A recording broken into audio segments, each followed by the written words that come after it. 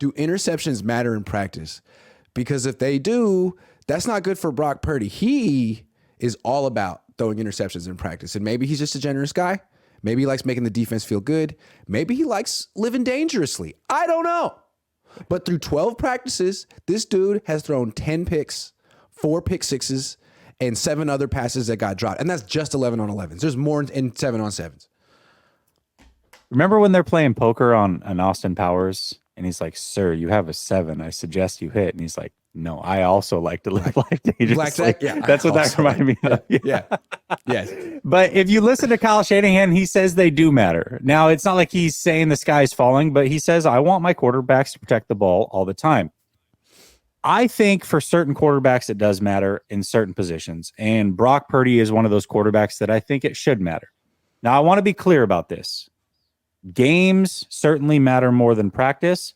And once the games start, these practices aren't going to mean anything necessarily, but neither are those 7 or 8 games from last year. And here's what I mean by that. Right now, we're trying to predict what Brock Purdy's going to be this season. Everybody assumes that 7 or 8 game stretch is exactly who he is. What they're forgetting is 2 things. One, he was kind of turnover prone in college. Now you're seeing it again in practice. So is Brock Purdy the guy that we saw for 8 games, or is Brock Purdy the guy that we saw in college a little bit and these practices? And then also let's add in that he's coming off of a major injury and surgery. So to me, if we're trying to predict what he's going to look like, these practices post-surgery that match more what he was in college tell the story of what he might be just as much as those 7 or 8 games pre-injury. That's just me. All I know is that interceptions in practice were an issue for Jimmy Garoppolo, and then they were an issue for him in games too. So it did carry over for him. I mean, I'm not saying he's going to throw as many in games, but it was an issue for Jimmy in both settings. I expect it to be an issue for Brock in both settings because he threw a fair amount of picks last year too. His interception percentage was 2.4 last year, which I think is fairly average, but he had a lot of potential interceptions dropped, and that's luck. I mean, you're always going to have some interceptions drop, but I'd love to calculate his interception percentage in training camp, and I could come fairly close. If you give me an hour when I'm done tonight, I can do it. But I venture to think it's above 3, maybe above 4, and that's Jameis Winston territory. And if he starts doing this and his interception T to INT ratio is like 1-to-1 and he's throwing a bunch of picks, maybe he's the best option on the team. I don't know. They don't know. But like, it's not good enough. It's not good enough to win a Super Bowl. That's all that matters. No. That's very key because it's funny when you talk about Brock Purdy, it always comes with, but Trey Lance. That's not the issue anymore. We're talking about, can the 49ers win a Super Bowl? And yes, Brock Purdy can be the best option, but that doesn't mean he's a good enough option.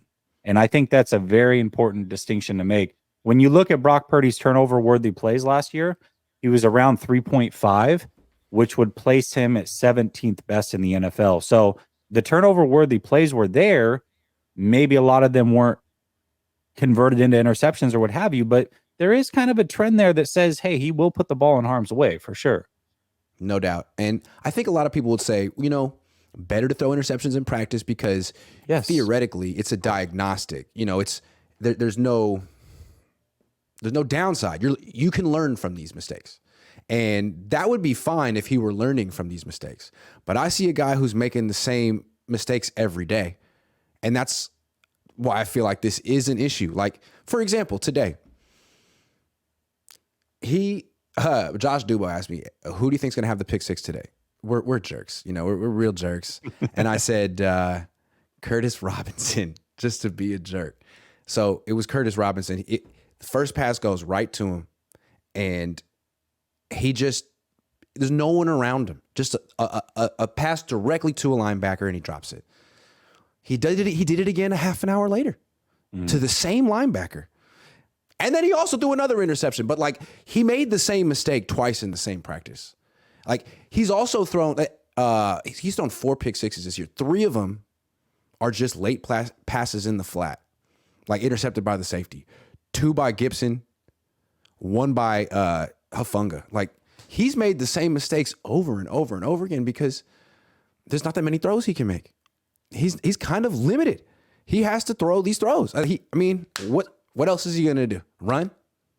It's interesting because one of the arguments that he even kind of made this argument, people asked him like, hey, you did turn the ball over in college. Like, what's different here in the NFL? And he's like, listen, I got so much talent around me. It's easy not to play hero ball, which may be true.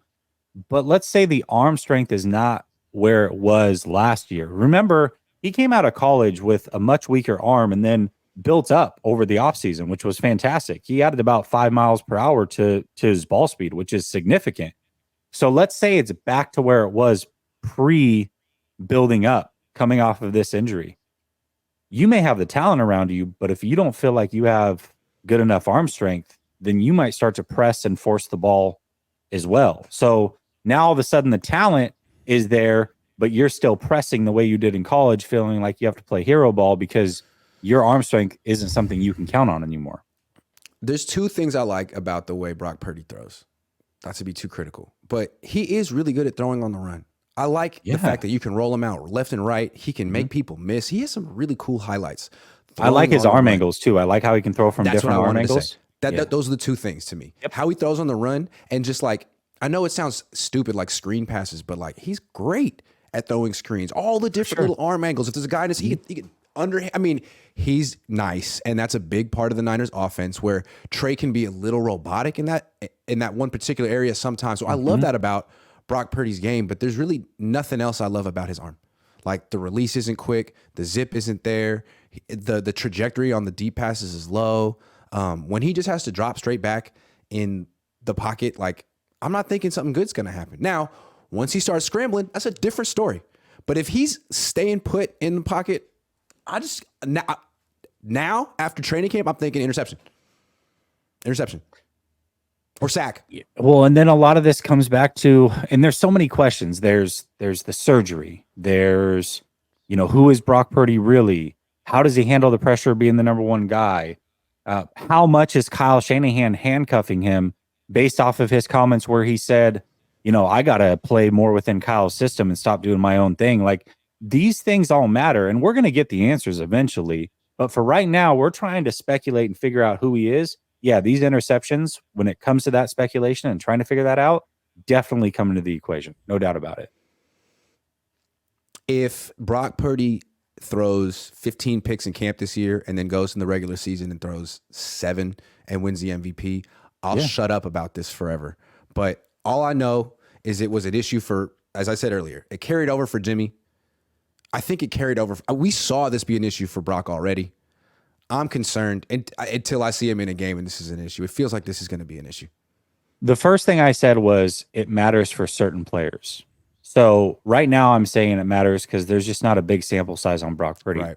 If Brock Purdy does what you said, or he just comes out and plays really well again this year, doesn't throw a lot of interceptions, if he starts to do this again next camp, we're going to say no big deal because we've seen him do it in camp and we've seen him now have 2 seasons without doing it. That's a whole different story, right? But what's crazy is a lot of people would say, no, it's not a big deal right now. Brock Purdy's established. Leave him alone. The guy won 7 games. He's a gamer. He's a freaking he's shown it. Like, nah, man. Like, he has 7 starts. Freaking Trey has 4. I guess you could call it 4. If Trey did this today in a practice, 11 of 20 with 2 picks and a drop pick. I mean, we saw what happened when he had like good numbers in this game. Everyone's like, "Oh yeah, but you didn't see the context." Sure, right? Yeah. What if it was 11 of 20 with 2 picks? Like, no one would have been like, "Oh, he made some nice plays." It would have just been, it would have been bad. And Brock Purdy doesn't get that treatment ever because he won 7 games. What do you need to see? It's crazy. Yeah, and like I said, those 7 games are great, but they were also before an injury, and there's a lot. There's a lot that's happened since he stepped off the field against the Dallas Cowboys. There's a lot that's happened. So let's see it.